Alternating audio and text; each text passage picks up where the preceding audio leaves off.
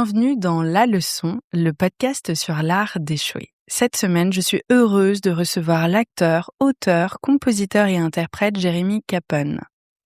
Après le succès qu'on lui connaît au tout début de sa majorité, Jérémy explore. Il part en Amazonie, crée, publie 2 ouvrages d'art, expose et puis le retour à la lumière, à la musique, avec la sortie de Libellula enregistrée en Corse.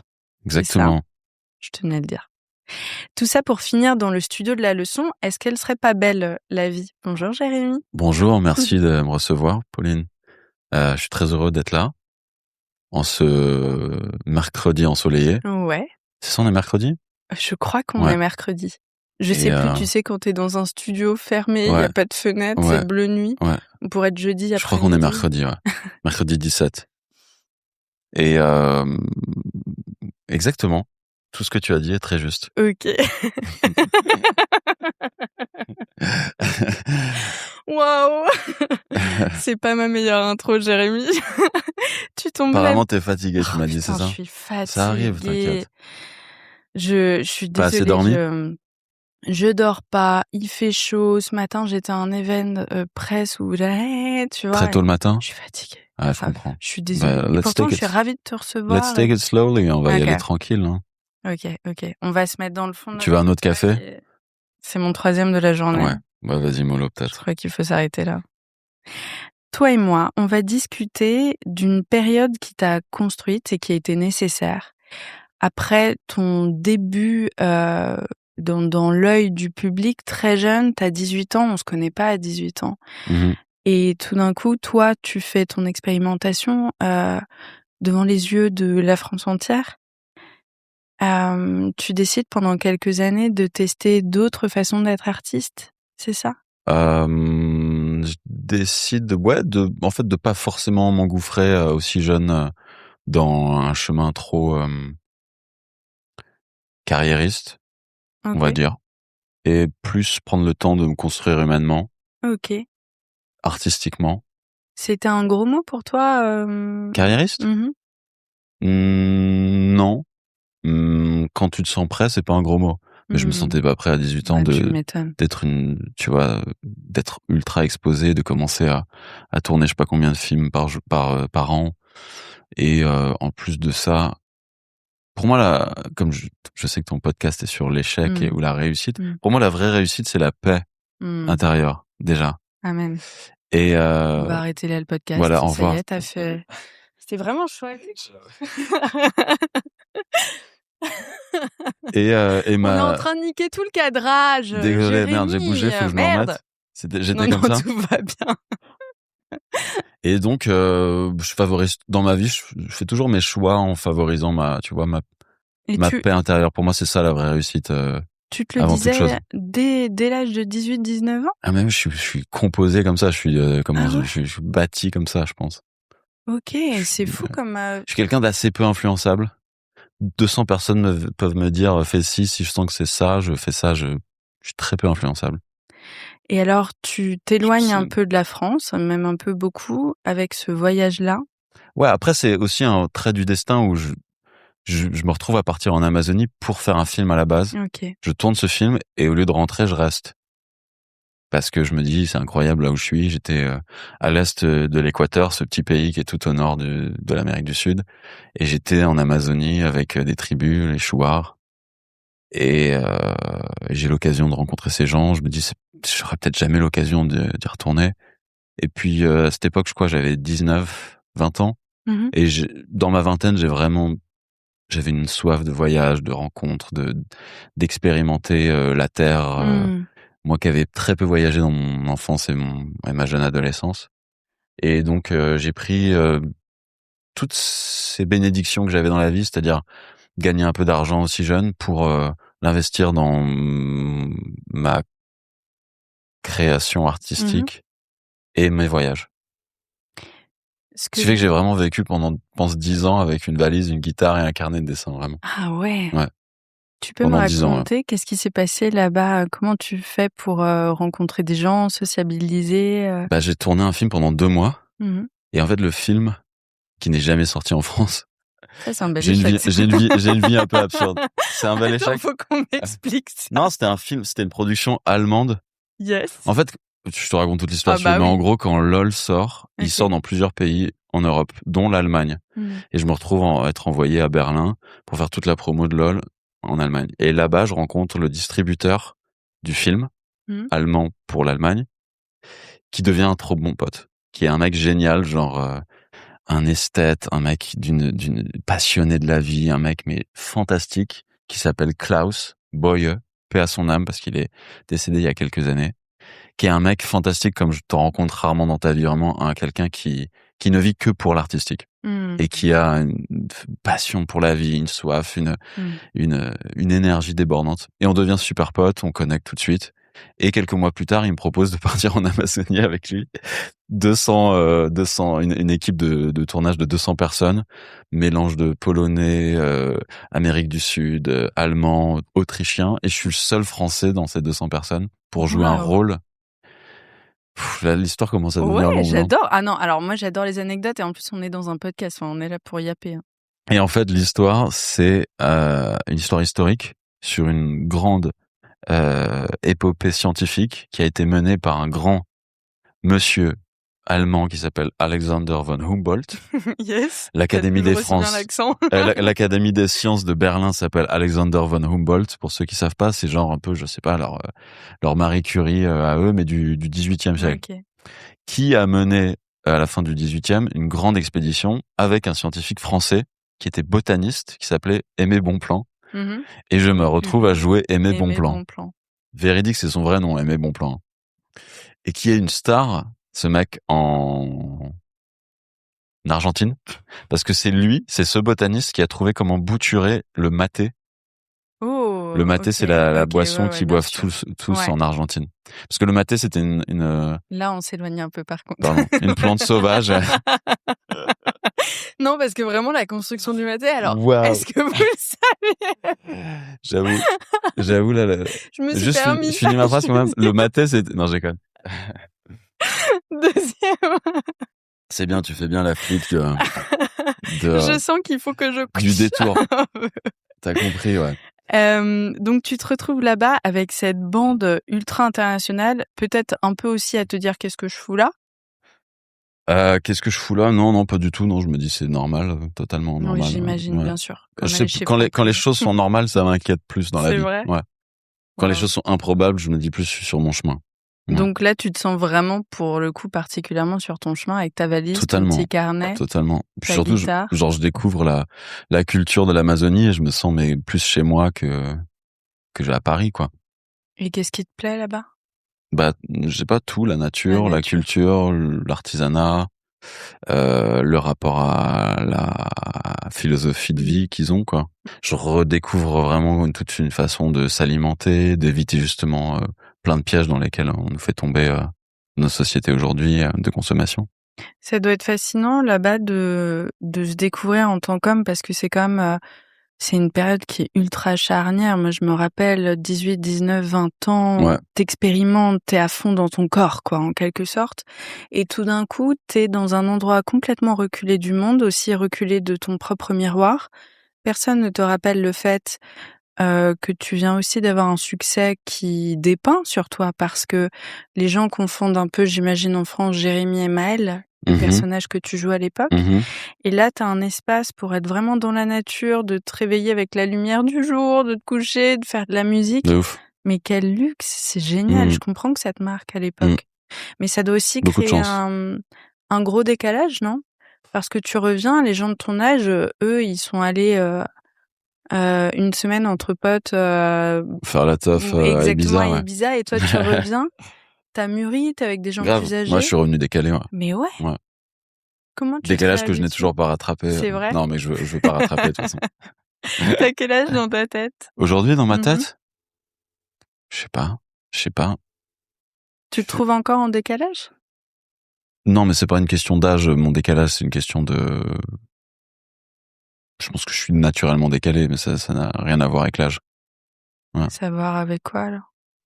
Ça a à voir avec, je sais pas, Je sais pas, je pense comme je t'ai dit, le fait d'être assez peu influençable. Beaucoup de gens, en fait, sont dans le moule et se copient les uns les autres pour se sentir à l'aise, tu vois. Moi, je m'en fous un peu de ça. Putain, mais t'as tellement de chance. Ah ouais? Moi, je commence tout juste et là, je sens que quand je suis fatiguée, il y a des petits retours en arrière. Mais j'ai 35 ans et je commence tout juste à retrouver presque une joie enfantine un peu, tu vois. Ce qui me fait me dire, ok, C'est donc cool. ça, c'est la vraie toi. Ouais. Je crois que chez les femmes, c'est encore plus compliqué de réussir à être comme ça parce que la société nous demande de sourire, d'être facile, d'être douce, tu vois. On valorise plus l'indépendance chez les hommes que chez les femmes.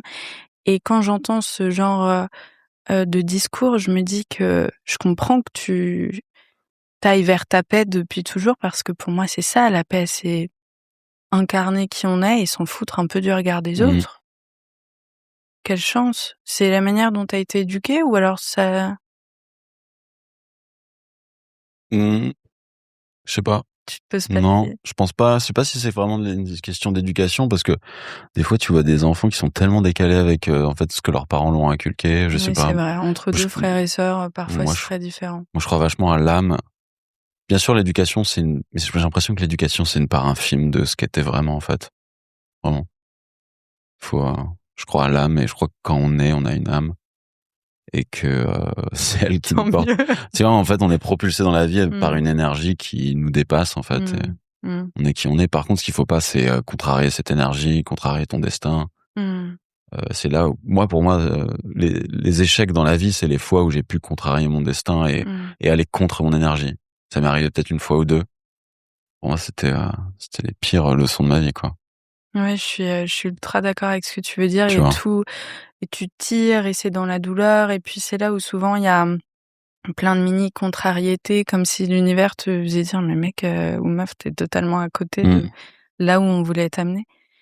Quand tu repenses à ces moments-là où t'as tiré un endroit où ça allait pas, c'est quoi ces expériences-là? C'était des choses qu'on voulait. C'est quand je pense que ça m'est arrivé 2 fois dans ma vie. En fait, c'était des moments de grande faiblesse ou de grande fatigue ou de grande peut-être déception, tristesse, où je me suis retrouvé influencé. Ok. Alors que je me fais rarement influencer dans, je sais pas, dans une façon d'être, mais c'était très court, hein. Chez moi, ça dure peut-être 1 semaine, 2 semaines.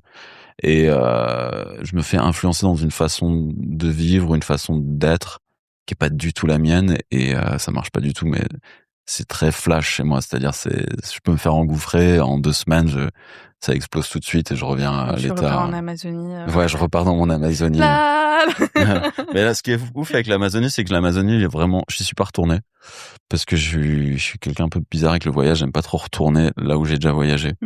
Parce que j'ai l'impression que je vais être déçu, que ça a changé. Et donc, je préfère garder en moi les voyages. Et voilà. Ouais, là, c'est plus qu'un voyage, d'ailleurs. C'est une expérience. Tu y as vécu presque. C'est une formation, ouais. C'est ouf. Ouais. Et donc, tu reviens, et moi, j'insiste là-dessus, pardon, mais parce que pour moi, ça a de l'importance. Donc, t'as quel âge? Tu restes combien? J'ai eu 20 ans là-bas, donc j'ai fait mes 19-20 ans là-bas. Et tu reviens et tes copains, eux, ils ont vécu quelque chose de tellement différent. Comment est-ce que tu gères ce décalage-là? Comment je le gère? C'est une très bonne question. Je crois que je m'en souviens plus très bien, Pauline, pour être honnête. C'était il y a 15 ans. Comment je le gère? Je me sens juste décalé, j'avoue, je me sens décalé, mais là, comment je le gère? Et tu décides pas de repartir, donc tu fais quelques films, et ensuite... Non, je revoyage, je fais plein de voyages, je fais plein d'autres voyages, mais pas en Amazonie. J'ai fait d'autres pays d'Amérique du Sud, j'ai fait d'autres pays d'Afrique de l'Ouest. Je suis allé en Europe, il y a plein de coins super à visiter en Europe. Tu reviens en France et donc tu te construis dans cette vingtaine. Ouais. Et on se construit aussi avec les projets qu'on refuse. Exact, ouais. Quand je suis revenu en France, j'ai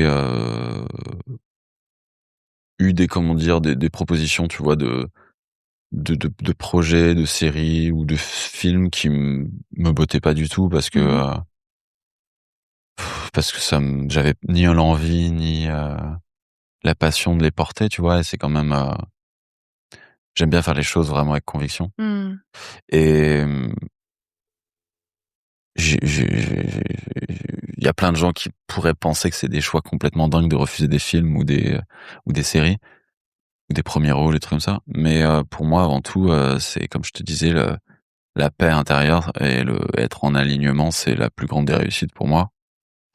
Tout ce qui est matériel ou alors la célébrité, c'est vraiment très secondaire.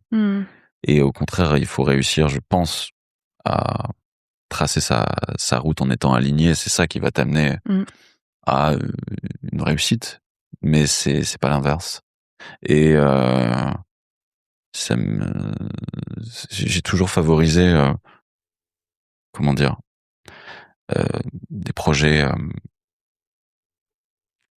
plus personnels qui demandaient de faire face à ma patience, mes échecs, recommencer, accepter, tu vois, que les choses arrivent pas en un clic, en un claquement de doigts. Et moi, le feeling que j'ai, c'est que toute la façon dont les nouvelles générations, et je nous mets dedans, hein, je parle pas que des 16 ans d'aujourd'hui, des 20 ans d'aujourd'hui, toute la génération à partir des années 90, fin 90, ont été hyper brainwashed. Excuse-moi, je mets un gros anglicisme. Voilà. Pour ceux qui ont été, il y a eu un lavage de cerveau sur toute notre génération, que la réussite doit arriver, et la notoriété doit arriver du jour au lendemain. De ouf. Avec toutes ces histoires de télé-réalité, de réseaux sociaux, de TikTok, de machin. T'as tellement raison, c'est vrai. Et même MTV, toutes ces époques-là, il y avait déjà ça même avant les réseaux sociaux. Hein. Ouais. Et je pense que ça a vraiment un peu, excuse-moi de l'expression, mais niqué tu vois, niqué le cerveau de plein de gens qui ont plus vraiment de colonne vertébrale et qui sont plus vraiment de direction en fait dans leur vie, qui pensent que c'est la notoriété qui va résoudre tout leur qui va leur apporter justement cette paix intérieure, quoi, ou cette joie, quoi. Ouais, il y a carrément 2 sujets là-dedans. Le premier, et t'as entièrement raison, et d'ailleurs je le vois à travers les gens que je côtoie aujourd'hui, ça n'a aucun rapport avec ça, et parfois c'est même un peu terrible parce que on arrive là où on pensait qu'on allait enfin devenir heureux et puis on l'est toujours pas. Ouais. C'est d'une violence, voilà. Et l'autre chose, tu le dis, et c'est pour ça que j'ai commencé la leçon, c'est parce que je lisais dans les magazines, un tel s'est fait repérer chez McDo, de la Madeleine, et paf, l'année d'après, nommé aux Oscars. Et lorsque toi, t'es quelqu'un qui a envie d'entreprendre, qu'importe ce que tu veux entreprendre, et que tu lis que des belles histoires comme ça, je trouve que c'est écrasant. Et on le dit, mais c'est tellement vrai que le succès, tu sais, arrive du jour au lendemain au bout de 10 ans. Je sais pas si tu connais cette expression, moi, qui me parle fort, fort, fort.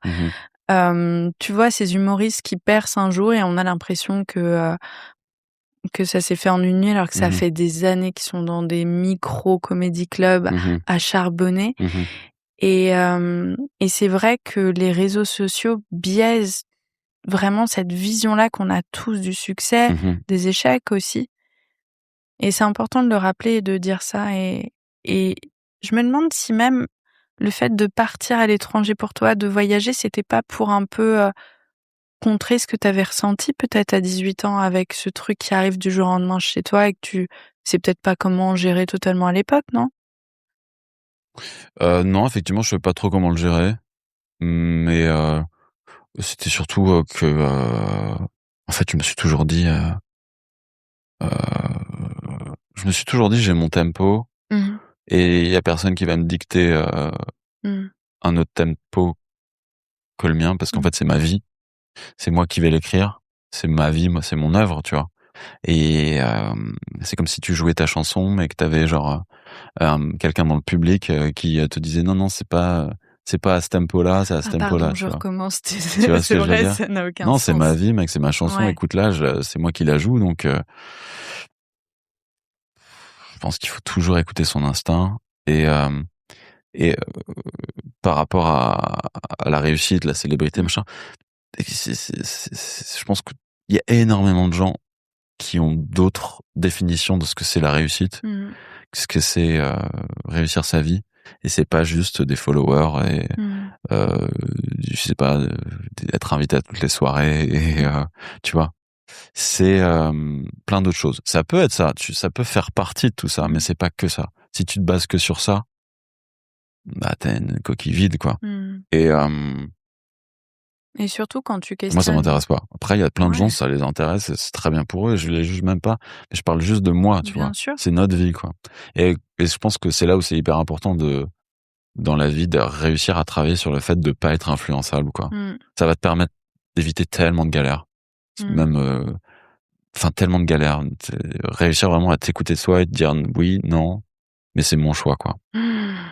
C'est compliqué et ça demande du temps, de l'expérience d'arriver à écouter ça parce que les 3/4 du temps, c'est surtout dans ses tripes qu'on le ressent. Ouais. Le oui, le non, il est dans le ventre. Ouais.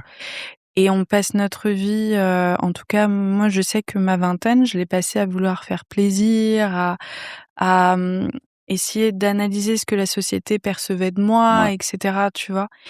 Et ça a mis du temps à juste détricoter tout ça et revenir à un truc hyper primaire de oui ou non, comme tu le dis dans le beat. Mais tu me disais que, tu m'as dit ça au début, tu m'as dit que, à ton avis, en tout cas, à ton sens, en tant que femme, c'est moins facile Je me pose cette question. D'être moins influençable. Je me pose cette question. J'ai vu un post hier que j'ai trouvé, en fait, qui m'a fait réfléchir et qui fait écho à ce que tu dis. Un mec qui disait un truc hyper intéressant, qui disait « Chez nous, nos défauts passent pour des traits de personnalité. » Lui étant timide, il arrive dans une pièce et il se met sur le côté, on fait oh, il est mystérieux, en plus il est beau gosse, tu vois. Il est mystérieux. Alors qu'une meuf, c'est bah là, tu souris pas, tu vois. Et c'est vrai que les petites filles sont très entraînées, je trouve, à ça. J'ai pas la science infuse, c'est un débat. Mais à vouloir performer un truc de il faut que tout le monde se sente bien, etc. Chez les mecs, il y a peut-être un peu plus d'individualité, je sais pas ce que t'en penses. Non, mais je vois totalement ce que tu veux dire. Ouais, c'est assez juste, je pense, comme analyse. Bon, du coup, ça met un peu plus de temps, peut-être, sur ce format-là. Et puis vous avez d'autres choses à travailler, très certainement, mais... Bien sûr. Mais comme voyager tout seul, c'est moins évident pour une femme que pour un homme, bien sûr. Vraiment. Ouais. Mais punaise, moi, tu vois, j'ai attendu l'année dernière pour l'expérimenter pour la première fois, mais c'est à faire. Tu découvres tellement sur toi. Ouais. Ça te donne une force, moi, je sais pas, même une compassion pour soi, une confiance en soi, c'est un accélérateur de ouf de voyager. Après, je connais quand même aussi plein de femmes qui ont voyagé seules. Grave. C'est aussi faisable, mais effectivement, ça l'est, bien sûr. C'est juste que nous, dans l'espace public, on a toujours une petite voix qui nous fait regarder en permanence autour de nous. C'est voilà. Il y a plus de trucs un peu fatigants et qui parasitent un peu l'expérience. Mais ouais. J'en parle depuis des années sur la leçon en mode les gars, j'ose pas, mais j'ai que des réponses de meufs qui me disent vas-y, va en Asie, tu vas voir, c'est incroyable. Et ça apprend beaucoup. Et c'est peut-être pour ça, toi, avec ton caractère. T'as fait où l'Asie ? Moi, je suis allée qu'en Inde. Ok, cool. Et avec ma mère. Bien. Écoute, ma mère a adoré. Moi, j'ai pas vraiment aimé. Ouais. C'est marrant. Je crois que soit on adore, soit on déteste l'Inde. Vous étiez ensemble tout le temps ? Ouais. Et vous avez eu deux ressentis complètement différents. Je pense aussi que c'est lié au fait, j'étais pas blonde à l'époque, mais je me faisais un peu harceler dans la rue. Tu sais, on me touchait beaucoup, on me parlait en permanence et voilà. C'est relou. C'est vraiment relou. Ouais. Quand t'es quelqu'un qui est très sensible aux énergies, c'était très fort. Ma mère est repartie en mode ah là là, je me verrais y vivre. Enfin, tu vois, carrément. Totalement opposé. Après, c'est magnifique. L'Inde, c'est les couleurs, les femmes sont belles. Je l'ai pas encore fait. Moi, ça tirait bien Goa. Ouais, on m'en a souvent parlé, ouais. On verra. C'est quoi le prochain voyage sur ta bucket list ? Cap-Vert. Oh. Cap-Vert, je suis un grand amoureux de la musique du Cap-Vert. Ok. La chanteuse Césaria Évora, t'as forcément au moins une fois dans ta vie entendu. Je suis nulle. À chaque fois, on me dit, mais si, tout le monde connaît. Évidemment que je connais pas. Ouais. Si Césaria Évora, c'est genre une des plus grandes chanteuses connues mondialement. Elle est du Cap-Vert. Et c'est une archipel de 12 îles. Mm-hmm. Et j'ai vachement envie de faire un tour de cet archipel. Ouais. Pour leur culture, leur musique. Voilà. Trop bien. Ouais. Moi, je crois que j'aurais envie d'aller dans un truc genre grand froid. Ah ouais. J'ai un peu une fascination pour le grand froid. Waouh. Respect. Je l'ai pas encore fait. Ouais. Mais rien que de formuler l'envie, c'est pas respect, parce que moi, c'est même pas en rêve, quoi. Je peux pas. Rien que de mettre une doudoune, ça me saoule. Mais je suis comme toi, j'aime que l'été, mais je sais pas pourquoi j'ai une fascination pour le grand froid. Je te raconterai hors micro l'expérience de l'enfer que j'ai vécue à -30 en Suède. Waouh. Je te raconterai. T'as vu comment ma voix a tremblé quand t'as dit -30? Ouais. Ah, c'est inimaginable. T'as baissé les yeux, je vois que tes mains, non, c'est inimaginable. Pour moi, c'est vraiment, il faudrait que j'y arrive s'il y a vraiment quelque chose d'hyper important à faire. Tu vois, genre, je sais pas. Non, tu suivrais pas ta joie. Non, je pourrais pas. Ton petit enfant intérieur. Je pourrais pas me dire j'organise un voyage à -30 là. Non. Oui, mais comment il s'appelle cet écrivain là, Tesson, ouais. T'as déjà lu un bouquin de lui? Ouais, j'ai déjà lu un bouquin de lui, mais il était en Grèce dans son bouquin. Ok. Ouais. Mais il en a fait un où il traverse la Sibérie, la messe est dite. Ouais. Où il est dans une petite cabane autour d'un lac gelé et pendant plus d'1 mois, il voit personne. Ouais. Et ça me fascine. Ça t'a donné envie? Je pense qu'au bout de 3 jours, je me parle tout fort. Bon, tu le fais pas déjà tous les jours? Oui, c'est pour ça que j'ai dit 3 jours pour essayer de paraître normal, Jérémy. Non, moi je le fais tous les jours déjà, donc t'inquiète. Et est-ce que ça nous étonne? Non, je rigole. Non, mais je pense que c'est très sain de se parler. Je me parlais pas avant le Covid. Ok. Et le Covid, ça m'a un peu fucked up. Ouais. Et maintenant, je parle tout fort. Tu l'as fait où? J'ai réussi à m'échapper.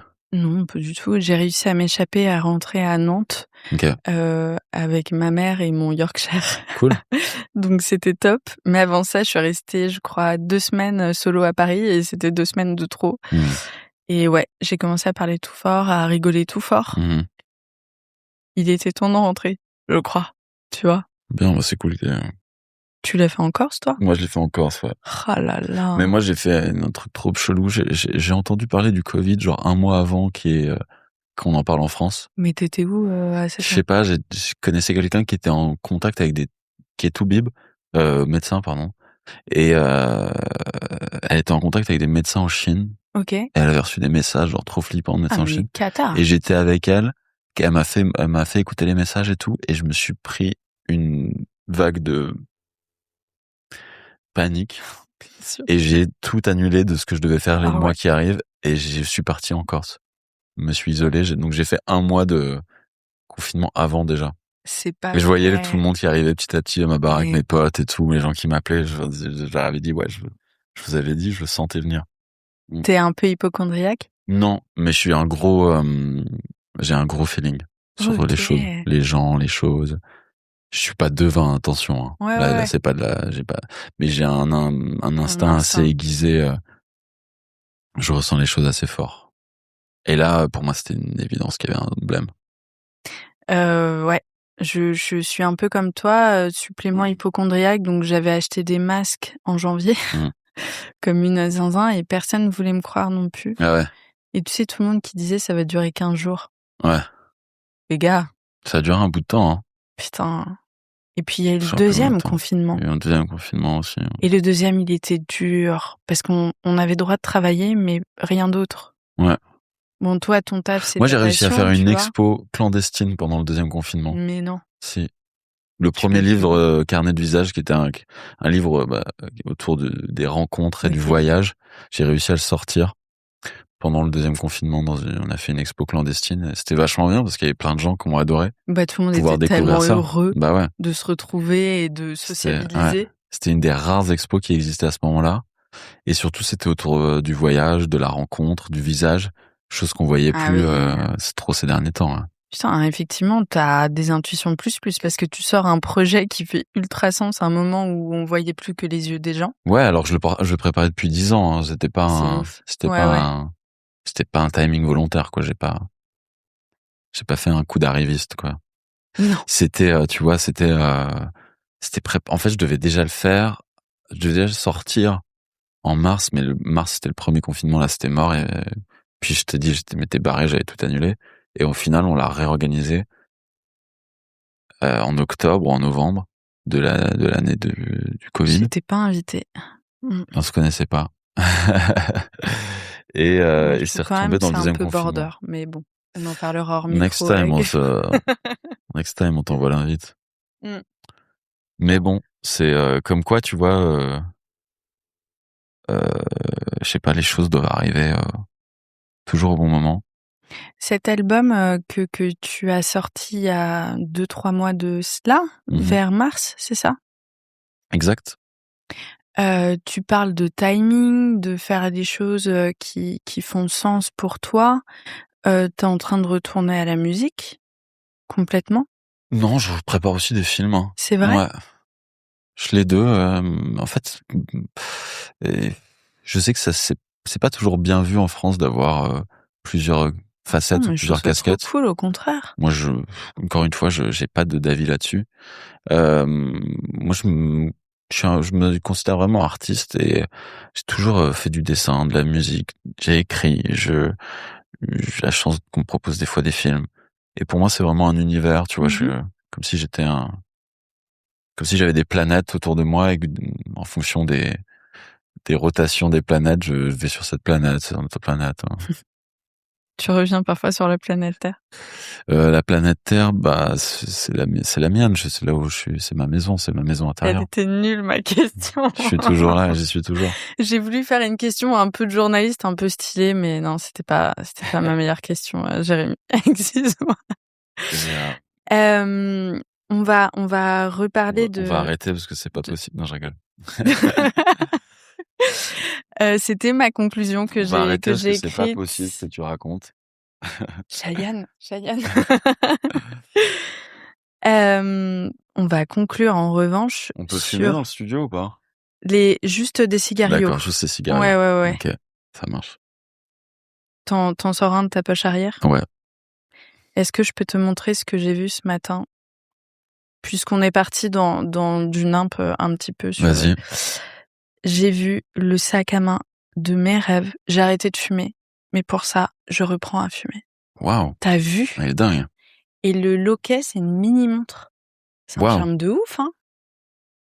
Ah ouais. À droite, c'est un cendrier. Enfin, j'ai un coup de foudre. Trop classe. C'est du vintage ou c'est du vrai? Ouais, c'était dans une expo.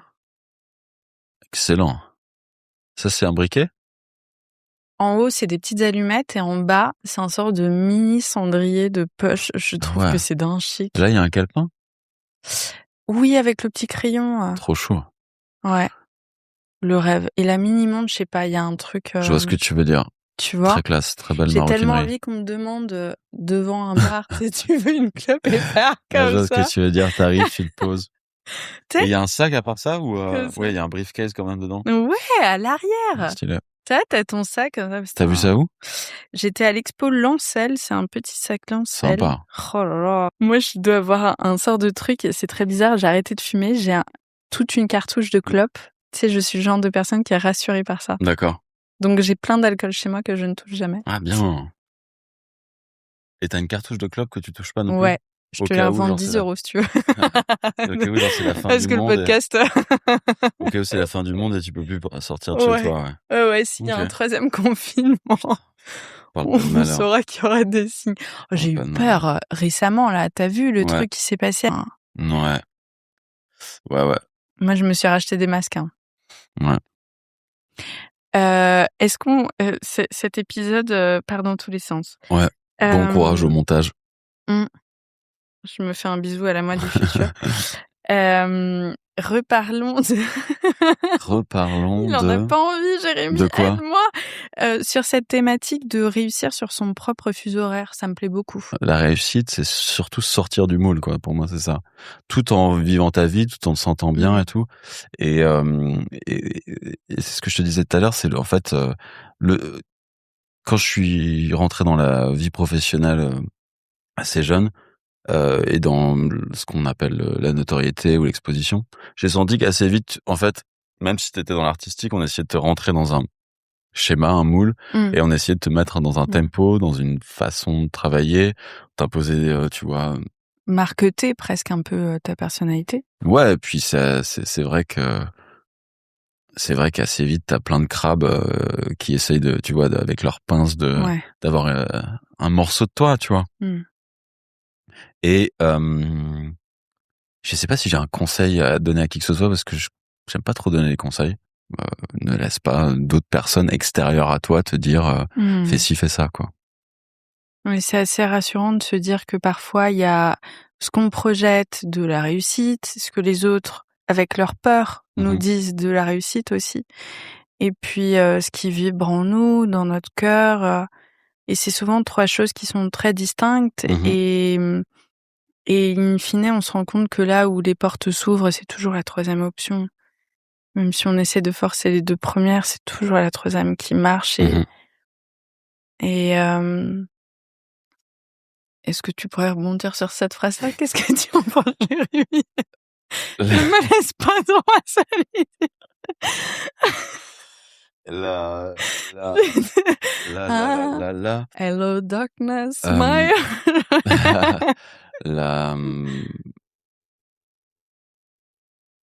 Redis ton truc de porte, là.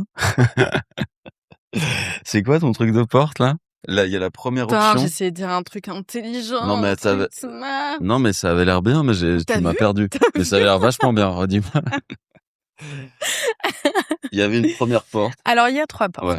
Il y a ce que la société te dit, tiens, pour toi, Jérémy, ça c'est bien, c'est comme ça qu'il faut que t'ailles. La deuxième, c'est parfois tes proches qui t'aiment hyper fort et qui le font parce qu'ils pensent que c'est le mieux pour toi, mais en fait, c'est souvent les peurs qui partent. Tu sais, de oh là là, surtout ne fais pas ça, ou tu vois.